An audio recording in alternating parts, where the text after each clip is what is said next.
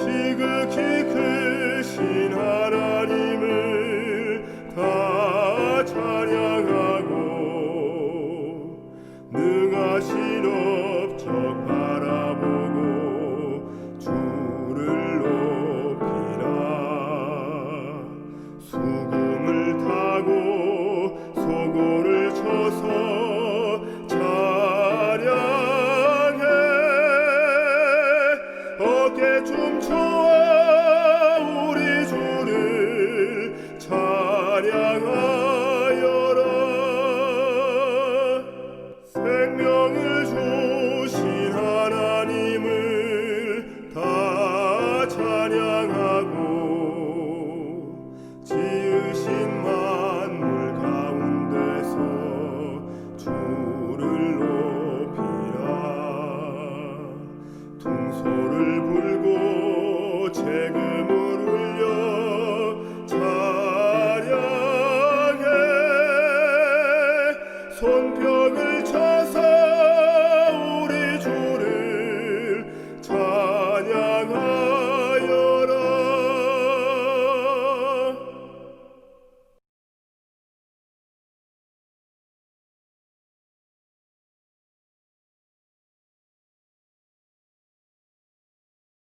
성도 여러분 안녕하십니까? 목사 이규영입니다. 코로나 바이러스가 주춤하는 것 같더니 다시 확산세로 돌아섰습니다. 국가 방역 지침에 의해 교회별 현장 예배가 대부분 비대면 예배로 전환되었습니다. 모두가 위기라고 이야기하는 이때에 오히려 우리의 신앙을 점검하고 돌아봄으로 다시 재도약하는 기회를 삼는 우리 모두가 되었으면 좋겠습니다. 비록 사랑하는 우리 교우들과 한 공간에 모여 예배하지는 못하지만 영상을 통해 드려지는 이 예배가 하나님께는 영광이요 우리 모두에게는 기쁨과 회복이 경험되는 시간 되길 간절히 소망합니다. 말씀 시작하겠습니다. 오늘 저는 하나님이 찾으시는 사람, 하나님이 찾으시는 사람의 제목으로 말씀 대언하겠습니다. 다 함께 본문 말씀 누가복음 10장 30절로 37절의 말씀 함께 찾아 봉독하시겠습니다. 누가복음 10장 30절로 37절의 말씀입니다. 예수께서 대답하여 가라사대 어떤 사람이 예루살렘에서 여리고로 내려가다가 강도를 만나매 강도들이 그 옷을 벗기고 때려 거반 죽은 것을 버리고 갔더라. 마침 한 제사장이 그 길로 내려가다가 그를 보고 피하여 지나가고 또 이와 같이 한 레위인도 그곳에 이르러 그를 보고 피하여 지나가되 어떤 사마리아 사람은 여행하는 중 거기 이르러 그를 보고 불쌍히 여겨 가까이 가서 기름과 포도주를 그 상처에 붓고 싸매고 자기 짐승에 태워 주막으로 데리고 가서 돌보아 주니라. 그 이튿날 그가 주막 주인에게 데나리온 2를 내어주며 이르되 이 사람을 돌보아 주라. 비용이 더 들면 내가 돌아올 때에 갚으리라 하였으니 너의 생각에는 이 세 사람 중에 누가 강도 만난 자의 이웃이 되겠느냐? 이르되 자비를 베푼 자니이다. 예수께서 이르시되 가서 너도 이와 같이 행하라 하시니라. 몇 해 전 승객 2명을 태운 택시가 공항을 향해 가고 있었습니다. 한참 도로를 달리던 택시가 꽝 하는 소리와 함께 앞차를 들이받고 정지하게 되었습니다. 무슨 일이 벌어진 것일까요? 택시를 운전하던 기사에게 심장마비가 찾아온 것입니다. 한 사람의 생명이 꺼져가는 위급한 상황이었습니다. 그런데 여러분, 당연히 기사를 도와야 할 택시에 함께 타고 있던 2명의 승객은 쓰러진 택시기사를 보고도 자신들의 짐을 챙겨 그 현장을 떠나갔습니다. 그 결과 생명의 골든타임을 놓친 운전기사가 사망하는 사건이 발생하게 된 것입니다. 여러분, 왜 이 2 사람은 자신들 앞에서 죽어가는 택시기사를 보고도 그 자리를 떠났던 것일까요? 얼마 뒤 택시의 블랙박스가 공개되었습니다. 2명의 승객이 현장을 떠난 이유가 자신들이 잡아놓은 골프 약속 때문이었다는 사실을 알게 된 대중들은 경악하게 되었습니다. 이들에게는 자신 앞에 죽어가는 운전기사의 생명보다 자신들의 비즈니스와 즐거움을 위해 잡아놓은 골프 약속이 훨씬 더 중요했던 것입니다. 오늘 우리가 함께 읽은 본문에도 이와 비슷한 사연이 소개되고 있습니다. 본문을 보니까 예루살렘에서 여리고로 내려가는 길에 강도를 만나 쓰러져 있는 한 사람이 등장합니다. 그리고 쓰러진 사람 곁으로 3명의 사람이 지나가고 있지요. 한 사람은 제사장이었고 또 한 사람은 레인이었습니다. 그리고 마지막 한 사람, 유대인들이 그토록 미워하고 싫어했던 사마리아 사람도 쓰러진 행인 곁을 지나갔습니다. 본문을 보니까 행인 곁을 지나간 3사람에게 하나의 공통점이 있음을 발견합니다. 누가복음 10장 31절로부터 33절의 말씀 다시 한번 함께 보도록 하겠습니다. 여러분, 여기에 보니까 각 절마다 반복되는 표현이 하나 있어요. 어떤 표현이죠? 예, 그렇습니다. 그를 보고라는 표현이 반복되고 있습니다. 여기에 기록된 보고라는 표현을 살펴보면 이 단어가 헬라어 동사 호라오의 분사형임을 알 수 있습니다. 이 호라오라는 단어가 무언가를 자세히 지켜볼 때 특별히 사용되는 단어입니다. 무슨 뜻인가요? 여기 등장한 3사람 모두 쓰러진 행인을 어떻게 보고 있다라고 하는 것이지요? 이 행인이 지금 어떤 상태인지, 자신들이 이 사람을 어떻게 도와야 살 수 있는지 아주 자세히 살펴보고 있다는 것입니다. 그런데 모든 것을 보고 알았음에도 제사장과 레위인은 애써 이 행인의 형편을 외면하고 그 자리를 떠나간 것입니다. 물론 2사람에게도 자신을 합리할 만한 핑계거리가 있었을 것입니다. 2사람 다 가던 길이 너무 바빴는지 몰라요? 또 급한 약속이나 다른 중요한 일이 있어 안타깝지만 나 말고 누군가가 도와주겠지라고 생각하고 그 자리를 떠났는지도 모르겠습니다. 애써 복잡한 일에 휘말리고 싶지 않은 귀찮음과 두려움 때문에 그 자리를 떠났는지도 모릅니다. 그러나 이유가 어떤 것이라 한다 할지라도 죽어가는 생명을 두고 떠난 2사람의 행동은 용납할 수 없는 것입니다. 실물교훈 382페이지에 보면 다음과 같은 기록이 있습니다. 제사장과 레위 사람은 하나님께서 친히 정하신 성전 예배에 참석했다가 돌아가는 길이었다. 무슨 말입니까? 행인을 외면했던 2사람은 예수님의 사랑과 용서, 그리고 하나님의 자녀로서 그들이 어떤 삶을 살아야 하는지 삶의 교훈이 선포된 예배를 드리고 가는 길이었다라고 하는 거예요. 그래서 그들은 사랑의 하나님의 명령에 따라 그들이 어떤 행동을 취해야 하는지 너무나도 잘 알고 있었습니다. 그러나 쓰러진 행인을 향한 하나님의 뜻이 무엇인지 알았음에도 불구하고 자신들의 이기적인 목적 때문에 그들은 소중한 생명을 애써 외면한 채 지나간 것입니다. 몇 해 전 현대판 노예 할아버지라는 TV 프로그램을 보게 되었습니다.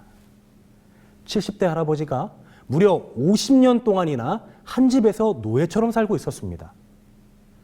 할아버지가 50년 동안 주인으로부터 학대받으며 죽도록 일만 하고 있었을 때에 평생을 자신의 집을 위해 헌신하는 할아버지에게 집주인은 짐승보다 못한 취급을 하였습니다. 씻을 공간이 없어 오물이 가득한 도랑에서 몸을 씻는 할아버지의 모습과 배고픔을 이기지 못해 쓰레기통을 뒤지는 모습이 그대로 전파를 타고 방영되었습니다. 이 방송을 본 모든 시청자들은 인간이기를 포기한 것 같은 주인에게 손가락질하며 질타했습니다. 그런데 시간이 조금 지나자 많은 사람들은 궁금해지기 시작했어요. 여러분, 할아버지가 무려 몇 년 동안이나 학대받았다고요? 예, 그렇습니다. 50년입니다. 그럼 50년 동안 이 마을에 살았던 이웃들은 이 극악무도한 장면을 매일같이 보고도 무엇을 하고 있었던 것일까요? 방송국 PD가 정보를 얻기 위해 마을에 위치한 교회에 들어가 취재하였습니다. 교회에 들어간 PD가 그곳에 있는 한 사람에게 물었습니다. 오랫동안 할아버지가 학대받는 사실을 알고 계셨습니까? 그러자 교회에 있던 사람은 할아버지가 주인으로부터 학대당한 사실을 담당 PD에게 아주 자세히 알려주었습니다. 묘하게도 그 대답과 동시에 교회 창문을 통해 여전히 노예처럼 일하고 있는 할아버지의 모습이 카메라로 클로즈업 되었어요. 저는 그 방송을 보면서 마음이 복잡해졌습니다. 물론 교회에 계셨던 분의 증언이 결정적인 것이라 사건을 해결하고 수습하는 데 큰 도움이 되기는 하였을 것입니다. 그런데 또 다른 질문이 제 머릿속을 복잡하게 만들었습니다. 저 교회에 계셨던 분도 분명 할아버지의 안타까운 사연을 이미 오래전에 아셨을 텐데, 그런데 왜 지금까지 침묵하고 계셨던 것일까? 방송을 타기 전 조금 더 일찍 할아버지를 도와드릴 수는 없었던 것일까? 물론 마을에 있던 교회 사람들도 본문 속 제사장과 레위인처럼 핑계거리가 있었을 것입니다. 그들도 제사장과 레위인처럼 삶의 바쁨과 분주함이 핑계가 되었을 거예요. 괜히 복잡한 상황에 놓이기 싫어서 두려워서 외면했는지도 모르겠습니다. 그러나 그들이 어떤 핑계를 가지고 있었다라고 할지라도 50년 동안이나 소중한 생명을 방치해 두고 쉬쉬했던 것은 쉽게 이해되지 않는 것입니다. 매주마다 예배를 드리며 이웃을 향한 하나님의 사랑을 배우고 나눴던 그들이었기에 그 아쉬움은 제 기억 속에 오랫동안 남게 되었습니다. 방송을 시청하고 계신 성도 여러분, 오늘의 말씀을 통해 첫 번째 제시되는 교훈을 꼭 기억해 주시길 바랍니다. 함께 따라 읽어볼까요? 사랑은 배움으로 완성되지 않고 실천으로 완성되는 것입니다. 여러분, 사랑의 완성은 성경을 배우고 진리를 깨달아 머리로 이해되었다고 완성되는 것이 아닙니다. 알게 된 것을 비로소 성령 하나님이 주시는 능력으로 나의 손과 발로 실천할 때 완성되는 것입니다. 사랑은 소리로 외친다고 완성되는 것도 아닙니다. 표현된 말과 함께 그것을 비로소 상대방에게 실천할 때에 그 사랑이 완성되는 것입니다. 여러분, 예수님이 우리에게 특별한 이유는 무엇 때문입니까? 예수님은 성경을 해석하고 진리를 선포하셨지만 말만 달콤하게 하지 않으셨어요. 예수님은 진리를 선포하시고 그 진리를 몸소 실천하셨습니다. 요한복음 13장 1절에 보면 이런 구절이 기록되어져 있습니다. 예수께서 자기 사람들을 사랑하시되 어떻게 사랑하시니라? 끝까지 사랑하시니라. 여러분, 이 말이 정말 사실이었습니까? 그렇습니다. 예수님은 사랑을 이야기하시며 몸소 그 사랑이 무엇인지 당신의 사역과 십자가 사건을 통해 우리에게 모두 다 드러내 보이셨습니다. 예수님은 3년 반 동안의 공생의 기간 동안 사회에서 인정받지 못하고 소외된 사람들을 언제나 먼저 찾아가셨습니다. 그들을 찾아가 대화해 주시고 그들의 상처와 아픔을 공감해 주셨으며 소외된 자들의 문제들을 함께 고민하며 해결해 주셨습니다. 우리가 아직 죄인 되었을 때에 그리스도께서 우리를 위하여 죽으심으로 하나님께서 우리에 대한 자기 사랑을 확증하셨느니라. 로마서 5장 8절의 말씀처럼 예수님은 자신의 끝없는 사랑을 자신의 생명을 다해 증명해 보이셨습니다. 예수님의 제자요, 마지막 시대의 남은 물이라 자칭하는 우리는 이 혼탁하고 어지러운 시대에 어떤 모습으로 서야 하겠습니까? 여러분, 오늘 이 말씀을 통해 기억하시게 되길 바랍니다. 입으로만 말하는 사랑 말고, 화려한 수식어구로 포장된 과장된 사랑 말고, 삶으로 실천된 진짜 사랑을 가지고 하나님께 영광 돌리는 저와 여러분이 되길 간절히 바랍니다. 성경을 좀 더 살펴보도록 하겠습니다. 오늘 우리가 다루고 있는 선한 사마리아인의 비유가 소개되기 전에 한 율법사가 예수님을 찾아와 질문합니다. 누가복음 10장 25절입니다. 선생님, 내가 무엇을 해야 영생을 얻을 수 있습니까? 예수님께서 이 질문에 대답하십니다. 그런데 대답하는 방식이 조금 특이하세요. 질문에 대한 답을 바로 하시는 것이 아니라 오히려 질문을 던진 율법사에게 다시 질문하십니다. 26절입니다. 율법에는 무엇이라 기록되어 있느냐? 여러분, 예수님이 이렇게 바로 대답하지 않고 다시 율법사에게 스스로 답하도록 질문하시는 이유는 무엇 때문이었을까요? 예수님은 율법사가 이미 질문에 대한 답을 알고 있다고 전제하고 계시는 것입니다. 예, 율법사는 이미 답을 알고 있었습니다. 그가 대답하죠. 예수님, 율법에 기록된 대로 하나님을 사랑하고 내 이웃을 내 몸과 같이 사랑하는 것입니다. 그러자 예수님이 대답하십니다. 누가복음 10장 28절, 옳도다 이를 행하라 그러면 살리라. 그런데 여러분, 그때에 율법사는 자신이 질문한 것에 대한 분명한 답을 얻었음에도 불구하고 재차 예수님께 하나의 질문을 더 던지죠. 그럼 예수님, 제가 사랑하고 섬겨야 하는 이웃은 누구입니까? 여러분, 이 질문이 매우 중요합니다. 지금 율법사가 예수께 다시 질문했을 때 하나의 복선을 깔고 질문하는 것입니다. 그 복선이 무엇일까요? 예수님 말씀 잘 알아들었어요. 그런데 우리가 사랑하고 섬겨야 할 이웃은 하나님께 선택받은 우리 이스라엘 사람들까지지요?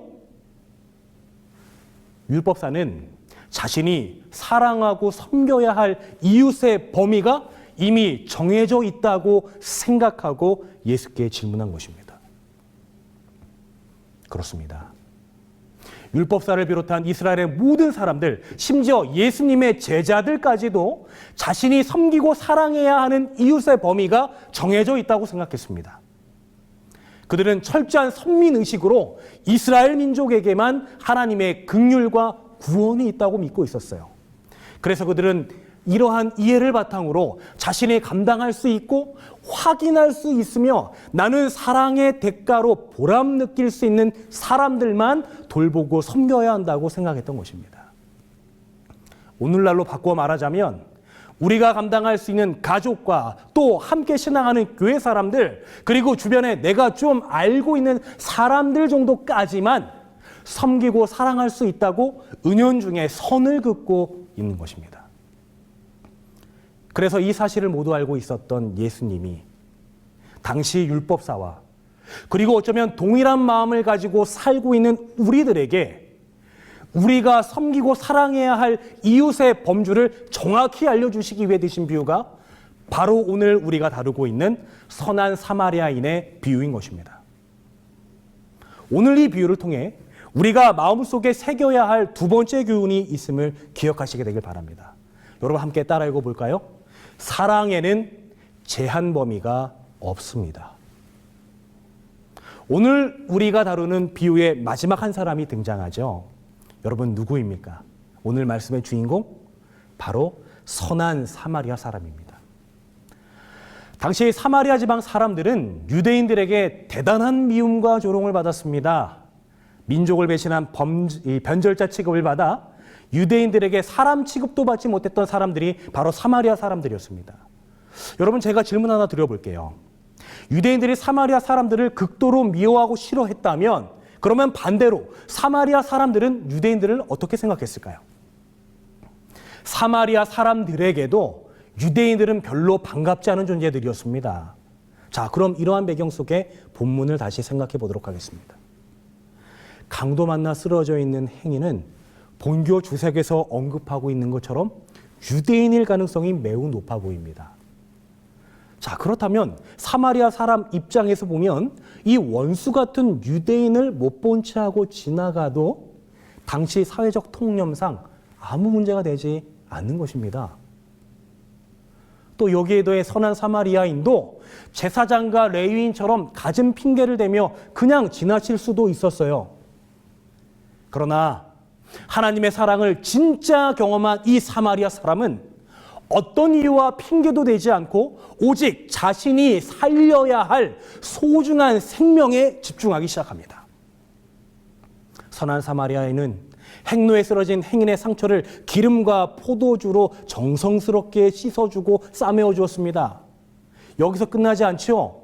그도 제사장과 레위인처럼 반드시 가야만 하는 바쁜 일정이 있었음에도 불구하고 자신의 도움을 필요로 하는 이 행인을 짐승에 태워 주막으로 데려가 밤이 새도록 돌봐줍니다. 여기까지만 해도 정말 대단한 사랑이고 헌신인데 선한 사마리아인의 선행은 여기서 멈추질 않습니다. 앞서 예수께서 사람을 사랑하실 때 끝까지 사랑하신다라고 했던 것처럼 이 사마리아 사람도 자신이 구한 이 행인을 끝까지 돌보고 책임지기로 결심합니다. 다음날 부득이하게 자신의 길을 떠날 때에도 일면식도 없는 이 사람을 위해 2데나리온을 여관 주인에게 맡기며 행인의 간호를 부탁하죠. 심지어 2데나리온으로 모자란다면 자신이 다시 돌아와 그 값이 얼마이든지 치르겠다고 약속합니다. 여러분, 정말 감동적이지 않나요? 오늘날 이와 같은 선행이 방송을 통해 공개되었다면 아마도 세상 사람들에게 엄청난 감동과 파장을 몰고 왔을 것입니다. 아무런 조건 없이 생명의 소중함 하나만을 보고 자신의 것을 희생하는 선한 사마리아인의 모습은 우리 모두를 감동하게 하는 것입니다. 실물교훈 382페이지에는 다음과 같은 기록이 있습니다. 사마리아 사람은 그리스도 예수를 대표한다. 우리가 상처를 입고 죽게 되었을 때 그분은 우리를 불쌍히 여기셨다. 그분은 우리를 피해가지 않으셨으며 우리로 속절없이 아무 소망 없이 죽도록 버려두지 않으셨다. 그분은 우리의 상처를 보시고 고치시려고 인류의 상신을 당신의 일처럼 돌아보셨다. 그분은 당신의 원수를 구원하시려고 죽으셨다. 재림성도 여러분, 이 위대한 사랑을 보이신 예수님이 그 사랑과 희생을 통해 영생의 소망과 인생의 회복을 경험한 우리에게 명령하십니다.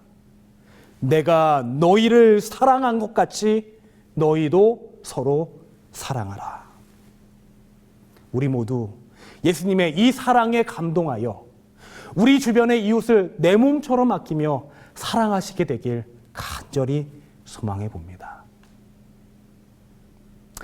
제가 정식 목회자가 되기 전 임시사역자로 목회하고 있을 때였습니다.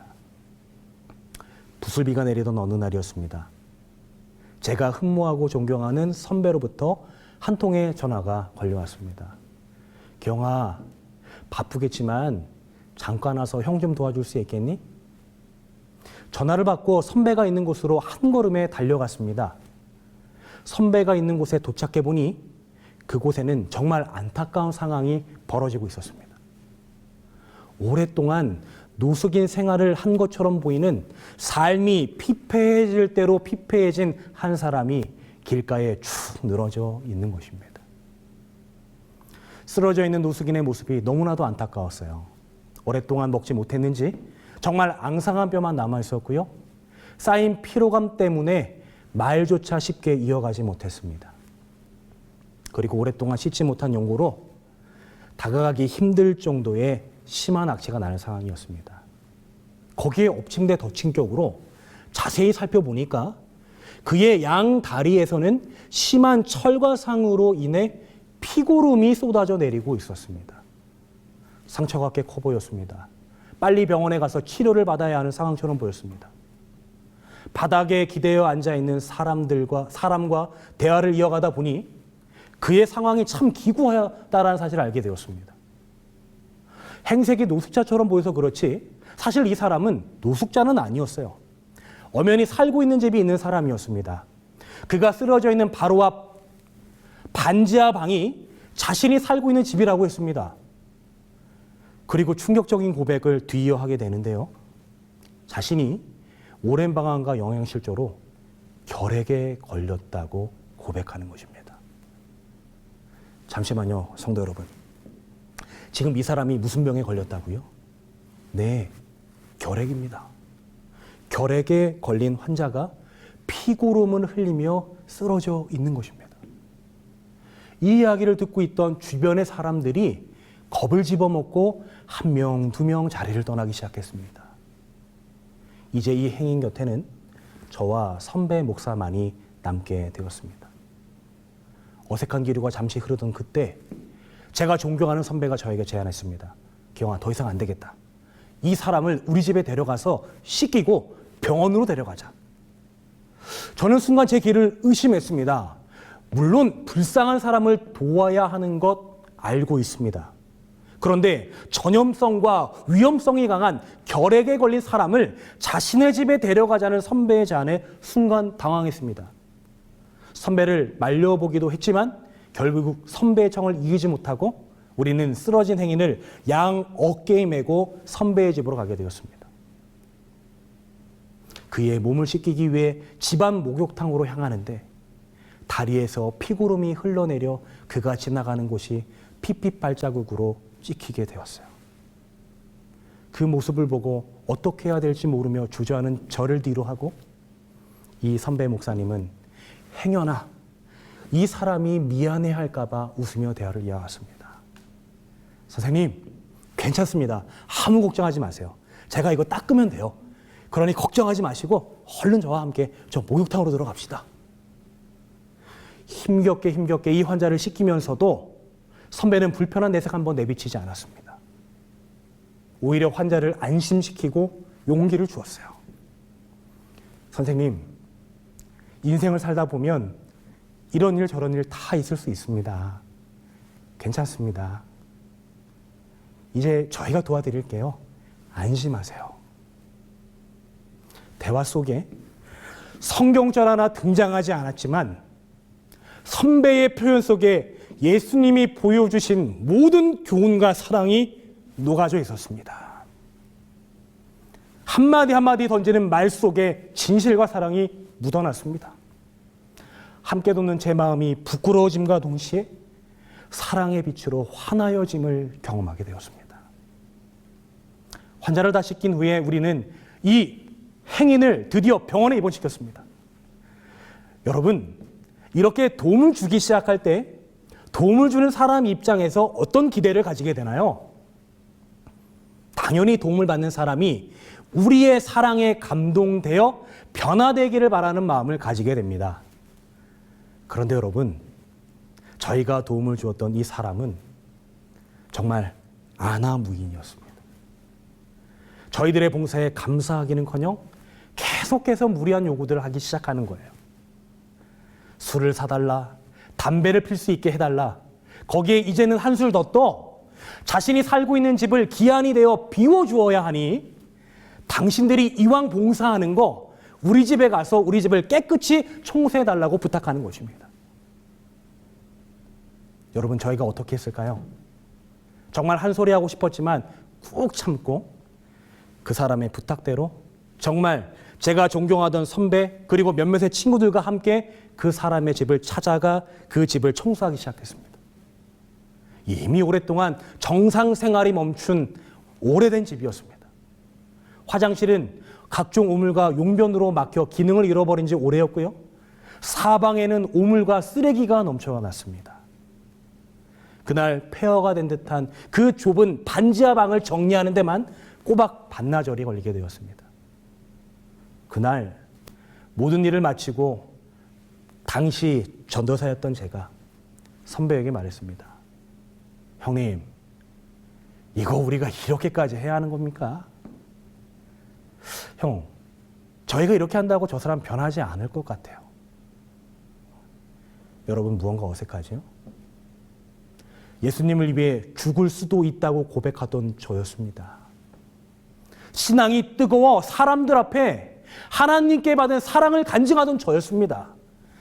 그런 제가 지금 뭐라고 이야기하고 있다고요? 형님, 이렇게까지 해야 하나요? 그때 저에게 언제나 영감을 주는 그 선배가 저에게 웃으며 이렇게 말했습니다. 기영아, 솔직히 형도 힘들다. 그런데 예수님이라면 이보다 더한 일도 하지 않았겠니?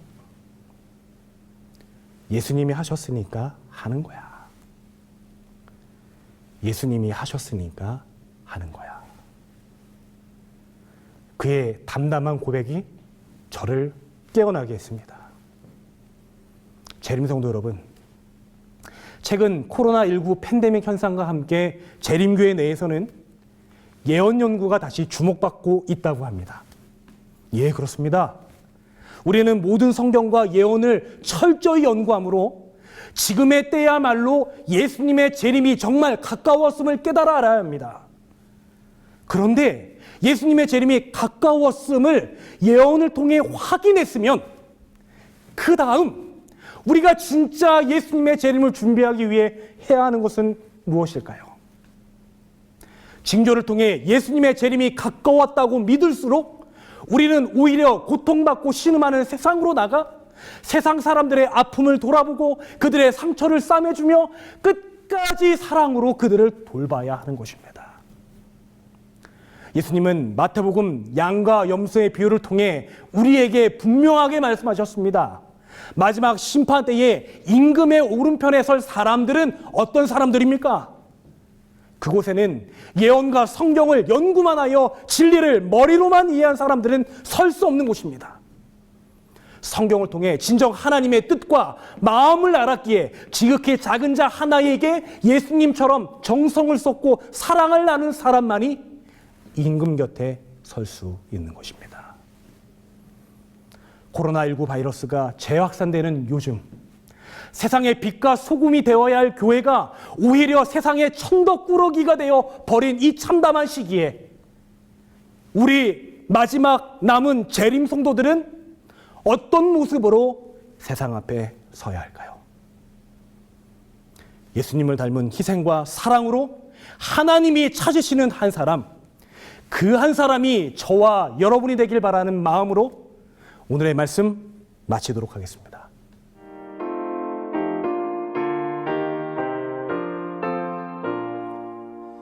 주 하나님의 사랑은 한없이 넓으사 온 세계 모든 백성을 그 자녀 삼았네. 각 나라 말과 역사가 다 다를지라도